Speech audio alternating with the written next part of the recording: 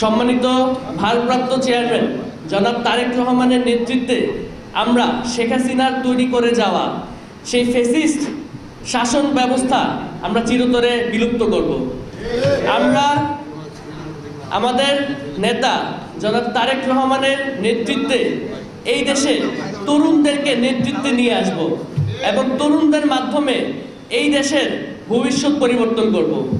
আমরা বিভিন্ন উন্নত দেশে দেখি তরুণরা নেতৃত্বে আসছে এবং দেশের পরিচালনার জন্য রাজনীতিতে যুক্ত হয়ে দেশকে এফেক্টিভভাবে সহযোগিতা করছে।